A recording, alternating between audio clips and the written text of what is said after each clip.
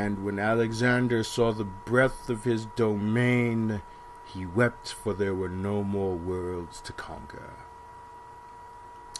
What's up, everyone? 3X back again, and back on Saints Row the Third to talk to you a little bit about some stuff that's going on over the course of the past couple of hours.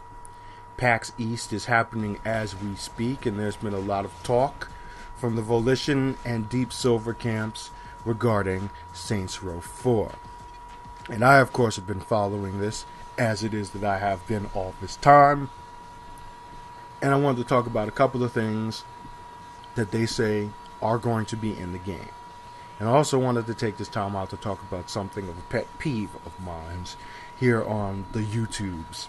But before I get into that, we know now that Saints Row 4 is going to be taking place in a virtual version of Steelport. So there is not going to be any upgraded, graphically enhanced version of Stillwater on the game, unfortunately. But obviously that's something that could possibly happen for the next game. And obviously the fact that this is a virtual Steelport leans more realism, if you could say that, towards the inclusion of all of these superpowers that we've seen in the trailer for Saints Row 4. Super speed, super strength, flight, obviously. It was also confirmed that telekinesis is going to be a superpower as well that will be featured in the game as an offensive capability. And what's also been confirmed is that these powers are going to be unlocked. You have to earn them, which is a good thing, so that you're not in God mode right from the start. It's stuff that has to be earned through progression, through gameplay. I'd imagine probably the same way like the respect meter here on Saints Row the Third was the source of you unlocking new abilities and access to new weapons and vehicles and so on and so forth. Now, as far as the storyline goes, that obviously has not been given away, as I'd imagine that they're going to be holding off on certain bits of information leading up closer to the release of the game on August 20th. But another thing that they did bring up was the advent of these new enemies called Wardens, which are basically superpowered versions of the brutes from this game.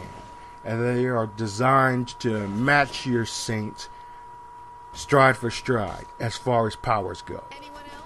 So they can run with you, they hit as hard as you do, they can smash cars with one shot, and basically they level the playing field, as it is that the developers said, because as you get more powers, you become more and more able to wipe out your enemies fairly easily. And with these Wardens, it's not so easy, which is a good thing. And that so far is pretty much the information that I've gotten from the interviews and all the rest of the stuff that they have been talking about. I'd imagine that there's going to be more information that will be released probably later on through this PAX East event, or maybe in a couple of weeks. Of course, I'll be keeping tabs on that and anything else that might come down the pipeline from Volition, Deep Silver, or any one of the other media outlets out there who have been keeping track on this. But the next thing I wanted to talk about, speaking of gaming media, is, like I said, a pet peeve of mine that I've had. And it's something that happens a lot, and almost an alarming rate. And that's the fact that there'd be a lot of hating going on. I mean, to the point where it's gotten ridiculous. Where anytime a trailer comes out, or anytime any new demo comes out, or any new information comes out about games, specifically games of established franchises, you have so many people who go out on tangents of oh, the game sucks, it's not as good as this game was, and I'm not going to support it anymore, and they're jumping the shark and blah blah blah, yakety schmackety. Saints Row is obviously one of those games, but it's not the only one of those games. I can go down a laundry list of other games. Resident Evil, Dead Space, Assassin's Creed. I mean, it's just almost endless. Where they come out with a new game, and obviously the new game is going to have some differentiation between older versions of the game. And I don't want to say a majority of people, but a very, very large amount of people just go out of their way to just hate on the game and just have all kinds of negative feedback on the game. Now, you're entitled to your opinion, obviously. But to that, I usually say, just because you have an opinion does not necessarily mean that it's a good opinion. Now, what you have to realize here is that these demos and these hands-ons that these companies are having at like PAX or Tokyo Game Show or E3 or any other place like that, they're not even completed works most of the time. You're not even getting the full experience of the game from the little bit of footage that you see on YouTube videos, or if you're going hands-on and playing the demo. And even still, it's a YouTube video.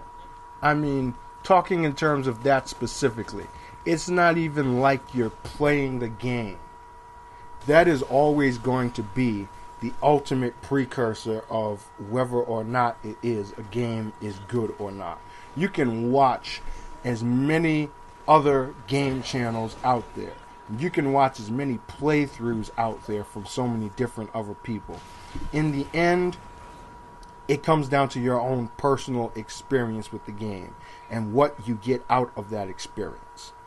And if you're going to blow it off just because something is not to your liking from watching a trailer, then I really don't know what to say.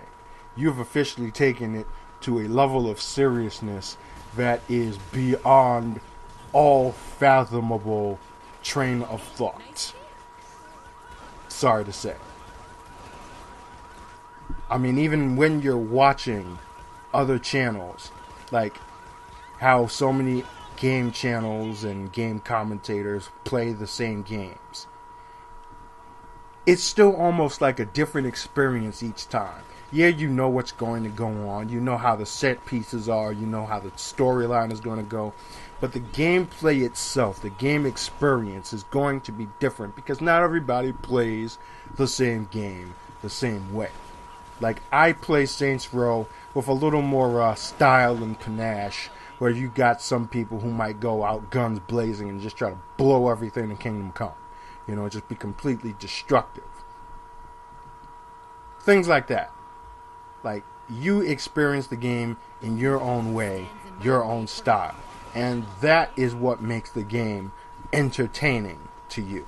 It's not the graphics. It's not the features. It's not the front end options and multiplayer and all the rest. It's your own individual experience.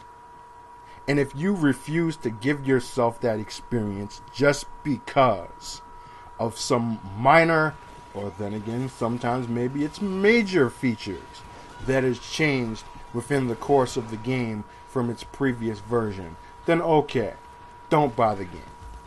Don't play the game. But at the same time, for the love of all things great and small, stop going out of your way to make comments on every single YouTube video you see about this game, about how much it is that you dislike what it is that they've changed. Because they've changed it for a reason. And that is to appeal to as broad of an audience as possible. Because in the end, the video game business is exactly that. A business. And you have some companies out there who are just cash grabbers, who just want to get as much profit as possible as fast as possible. The former owners of this franchise are card-carrying members of that group, and obviously you see where it got them. But you got bigger companies out there who do the same thing. Obviously, I'm talking to you, Electronic Arts and Activision. But then you have other companies who are basically trying to do things differently and trying to be more creative with this medium. And you got to give them a chance. In the end, that's what it's all about. Give the games a chance. Even if it's not like the last version of the game, at least give it the benefit of the doubt before you go blowing it off completely. And if you do choose to blow it off completely, then okay, blow it off completely, and for Christ's sake, just go away. Because there are so many other games out there that you could be playing and paying attention to. And right here, I accidentally shot this Saint, so he decided he wanted to shoot me. You don't cross the boss, damn it. What's wrong with you? But anyway, it's gotten to the point where it's just something that I really had to address, because it just happens so much that it's like, what really satisfies you about games? Is it all the rest of these features that you get out of the box? Or is it the experience that you get yourself from having the controller in your hand and interpreting whatever story it is that this game is portraying in your own way? That's what it's all about to me. And that's the reason why I can never understand why it is that so many people are so adamant about not liking things as far as games goes for the most strangest and ridiculous of ways. Yeah, you might have legitimate reasons too, but most of the time it's not legitimate reasons. Not from what it is that I've seen. And like I said, it's a serious pet peeve of mine. Obviously, it's one that's not going to go away, but it's just something that I had to address right now because, you know, the more you see it, the more you get sick of it. And every time one of these shows comes around is when it is that you just see it happen so much that it's like, come on, guys. You know, give the games a chance. That's all there is to it. And that's all there is that I have to really say about that. So, like I said before, keep it locked for more Saints Row news and gameplay. I think I'm actually going to do some walkthroughs of Saints Row 2 and 3, as a matter of fact, just in celebration of the release of the fourth one. So look out for that, and look out for other gameplay and news and commentary and all the rest of that jazz as it is that I've been doing. Until then, this is 3X with you once again, and I am out of here. See ya.